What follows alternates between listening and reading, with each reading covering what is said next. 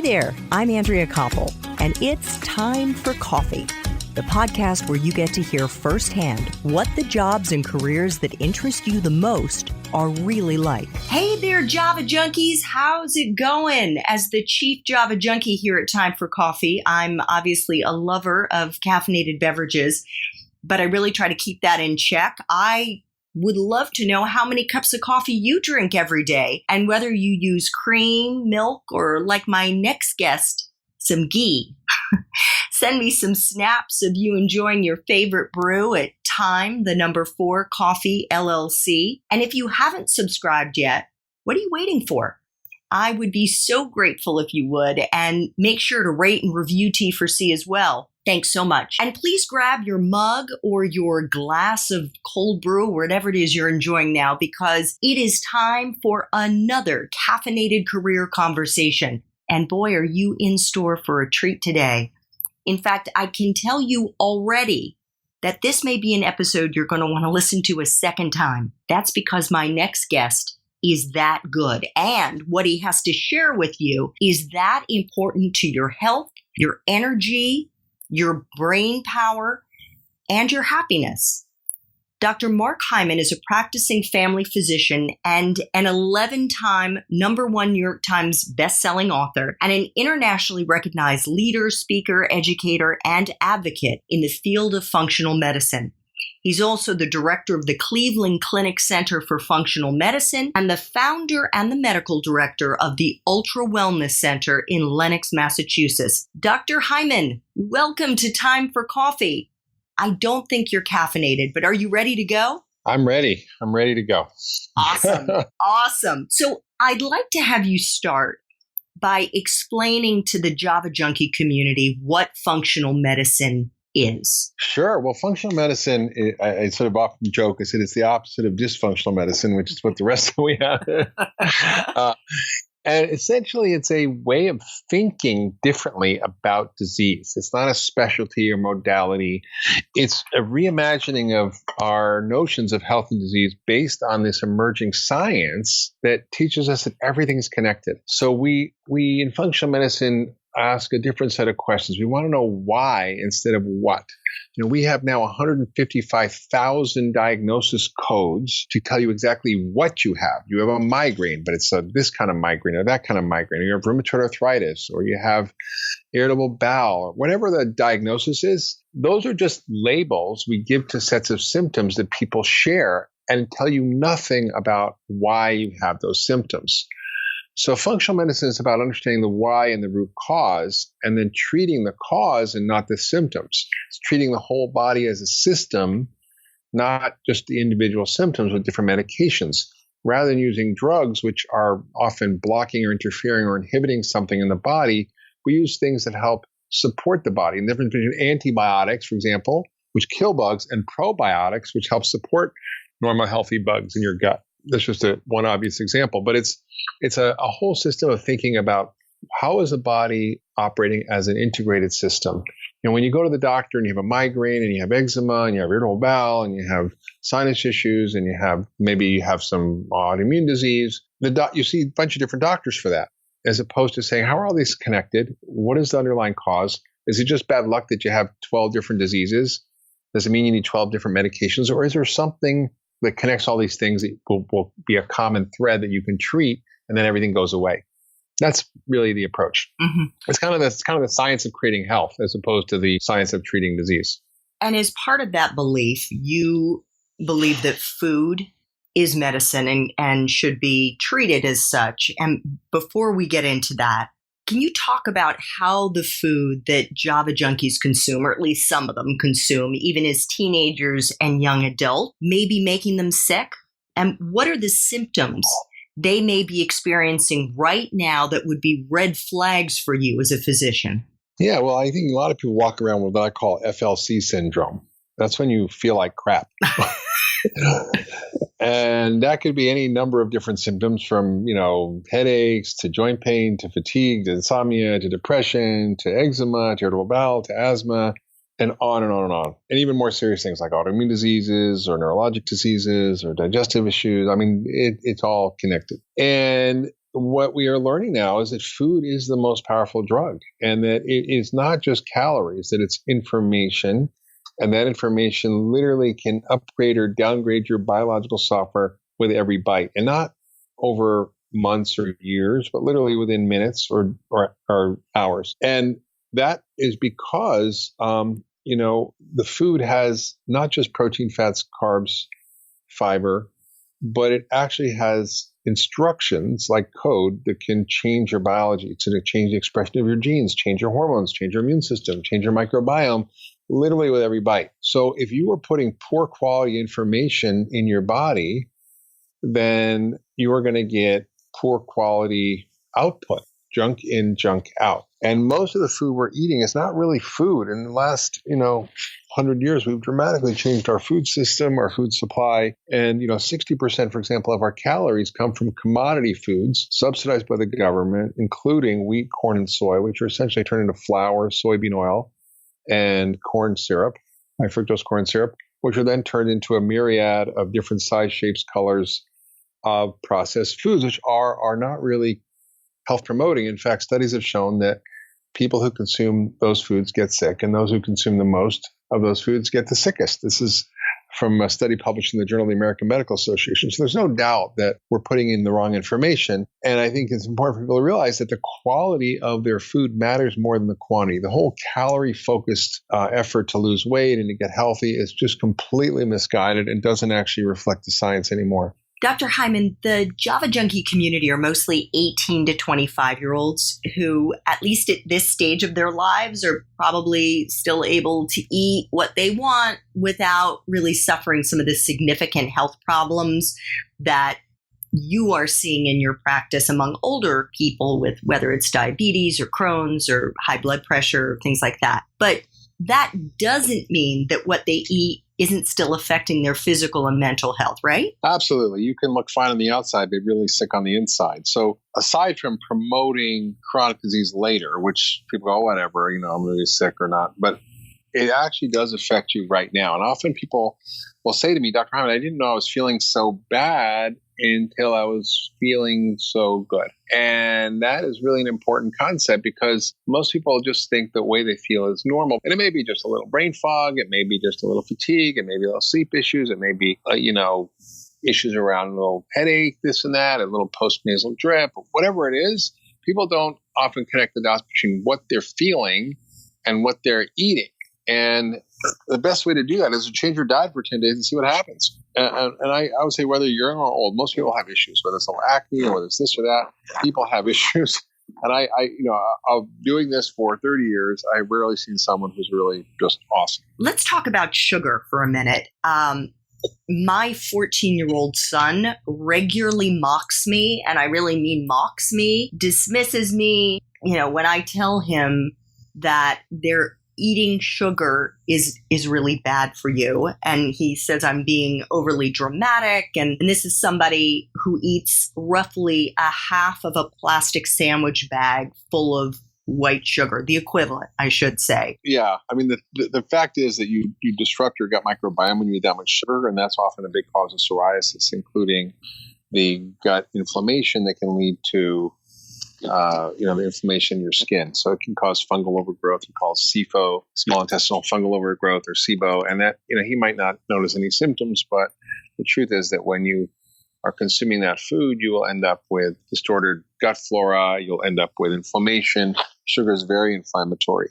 So I think it sounds like he's got a lot of inflammatory issues, and he's just not connecting the dots. I don't know if he watches anything, but you can watch Fed Up online on Netflix. It's a great movie to talk about the dangers of sugar and what it does to your body. So it might help them. What about artificial sweeteners? Is that safer or better to consume than sugar? Artificial sweeteners, there's still debate about it, mostly from the food industry. But most scientists agree that there's a lot of properties of artificial sweeteners that may contribute to their promoting obesity and diabetes. They certainly alter gut flora. They lead to inflammation.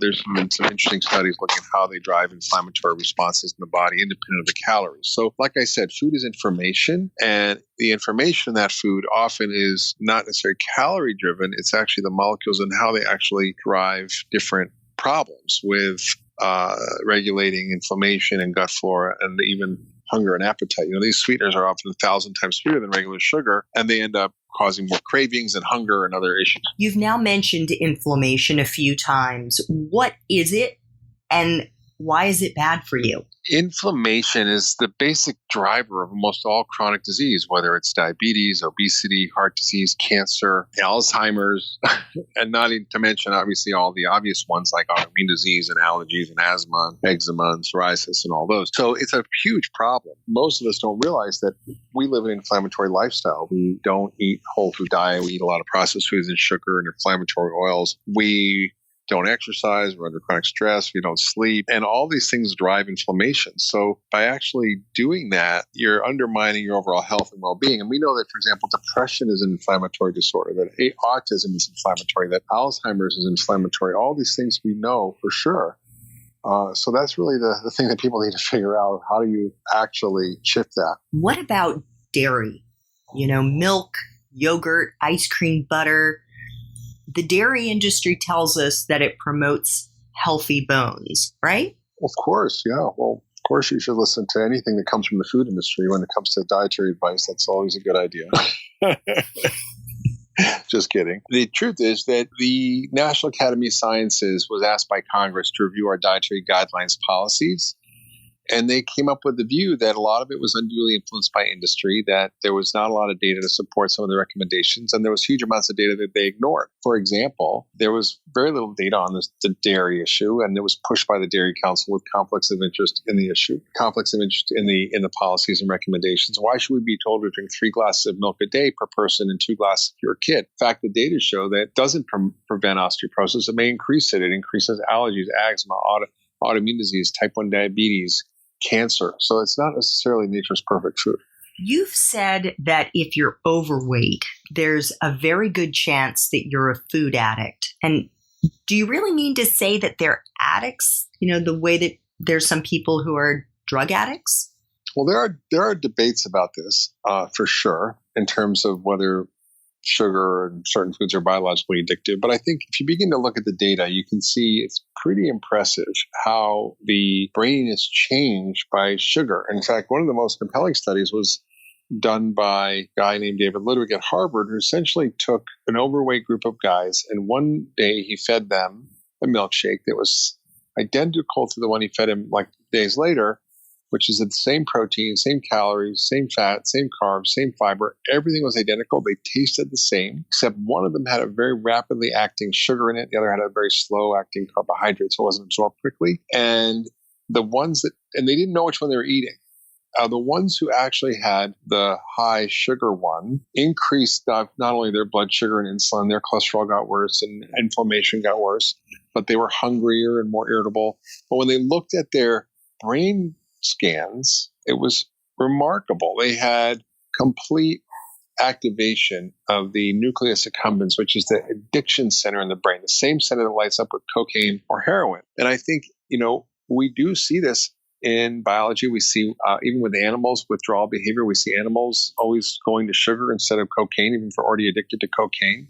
So I think we have to be very smart about trying to understand how dangerous this is in certain people who get hijacked in their brains from the food they were eating, which is pretty bad.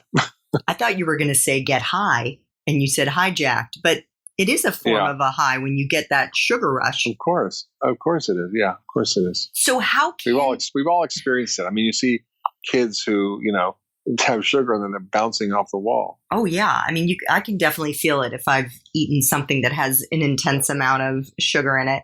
So how can someone who is a food addict or really any of us detox? Well, I wrote a book called The 10-Day Detox Diet, which is not about traditional detox. It's about how do you deal with the biology of food addiction and the biology of being, hooked on junk and sugar. And it's a very systematic approach that is designed to rebalance your brain chemistry so you're not in this vicious cycle of craving and addiction, which so many people are.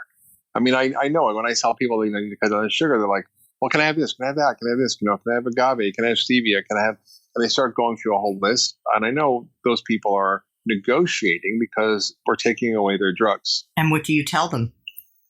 I laugh and I say, you might be addicted. You might think of trying this approach. And I've had people come in and say, there is no way that I can ever get off of my addiction because I've been craving this for years. I've never been able to fix it. And I'm like, give me a couple of days. And within 2 or 3 days, they're completely better. Is it because you really do have to cut it out and it isn't like weaning yourself down to one chocolate chip cookie after dinner? Yeah, no, it's not. You can't just like, I'm going to have one line of cocaine or I'm going to have one injection of heroin today. It doesn't work like that. You got to kind of go cold turkey at the beginning. Eventually, you'll be able to moderate it. But I think at the beginning, people really need to do a whole reset. In your new book entitled Food, What the Heck Should I Eat? You have a nutrition IQ quiz that's true or false. And I thought I could go through a few of the questions with you because I think the Java Junkies could be surprised to hear the answers. Maybe you could explain why. One of them is about whole wheat bread, that it's a great way to get your whole grains. Yeah, I mean, I think people are duped by this whole grain thing. You've got whole grain Cookie Crisp cereal and whole grain Fruit Loops. It's like it's kind of gotten out of control. And I think people need to understand that even when they have whole grain flour, it's just like having regular flour, maybe a little bit better, but not much. If you want to have whole grains, eat the whole grain. Now, if you want to have a couple wheat berries, all right. But if you want to have wheat flour, that's not going to work because even though you're having whole wheat flour, it still acts like sugar in your body. In fact, the glycemic index of sugar is less than the glycemic index of bread. Oatmeal is the most nutritious thing you can eat for breakfast. True or false? False. Very good. Well, I know. I wrote the book. I should get it right. Thank you. It was not a trick question, right? So the idea is that if you have a study, which was done, looking at oatmeal for breakfast, steel-cut oats, or an omelet, same calories in overweight kids, the kids who had the oatmeal for breakfast ate 81% more food over that day. And then who had the steel-cut oats, they ate 51% more food than the people who had the omelet. So we think eggs are bad for us. It turns out they're probably the best breakfast food. And that oatmeal isn't necessarily healthy. And they talk about oatmeal and heart disease. Well, not necessarily, because you're going to increase insulin resistance, you increase adrenaline. If you're having oat bran, yes. But most people aren't eating oat bran. They're eating refined oatmeal. And even if they're having steel-cut oats, it's still an issue. So just one more of these true and false questions. You should eat at least 2 to 3 servings of grains each day. I think some people can do that if they're, athletes and they do okay with grains. But most of the time, you're eating grains, you're actually stimulating insulin, which is the hormone that makes you gain weight, it makes you hungry, and it provides all the fuel for all the chronic diseases. So a little bit of whole grains are fine. It's just, it shouldn't be a huge staple in our diet. How, and I recognize you wrote a whole book on this, and we certainly hope that our Java Junkies will buy Food, What the Heck Should I Eat? But just to kind of give them a bite-sized piece of it now, how can they start eating themselves healthy? Well, it's pretty simple. I mean, I think people should basically avoid things that have any ingredients that are not food. So if it's something you wouldn't have in your cupboard, you shouldn't eat it. If you don't have a bottle of high fructose corn syrup in your cupboard, you shouldn't have that. If you don't have MSG or butylate hydroxytoluene, you probably shouldn't eat any food with that in it. So it should be basically ingredients you recognize and can pronounce and, are basically real food. And then, just focus on eating real ingredients, like real whole foods. I think it's really pretty simple. Lots of low glycemic vegetables, lots of good fats, things like olive oil and avocado and nuts and seeds. All those are fine. And eating good quality protein that's basically, sustainably raised or harvested, fish or animal foods. I mean, there's certainly a whole conversation about vegan and vegetarian and, carnivore that we probably could have. But I think the evidence doesn't really support vegan diets being healthier than diets that include animal protein. But it shouldn't be, giant, 12-ounce steaks. I mean, small amounts of good quality animal protein will give you what you need. Can you explain to our Java Junkies what the gut-brain connection is and how the food they eat is affecting their ability to retain what they're studying, to have the energy to study, or to perform well in their jobs? Well, yeah, I mean, just food is going to be the biggest thing that's driving mood and cognitive function. So if you want your brain to work, you got to feed your brain right. I think most people don't understand that that's something that you can do by simply eating the right food. And I think it's really important to understand that. If you also understand you're feeding your gut flora when you eat, that's also important. Your microbiome down there, which determines everything in terms of your cognitive function, in terms of your mood, in terms of your overall well-being and energy, essentially is so important that you are feeding it with every bite. You are either fertilizing the good bugs or you're feeding the bad bugs. And that's going to lead to either good health or bad health. You have this docuseries, The Broken Brain. And as part of it, I thought it was really interesting to hear about the fact that the gut is called the second brain. Yeah. I mean, well, it's called the second brain because you got, more neurotransmitters in your brain in your gut than you do in your brain. And that you've got a whole thing called the enteric nervous system, which is essentially a second nervous system that's connected to your actual nervous system, to your brain. But it's really important to understand that you are affecting it by everything you eat and how much fiber you're having and stress and, medications you take all affect your brain.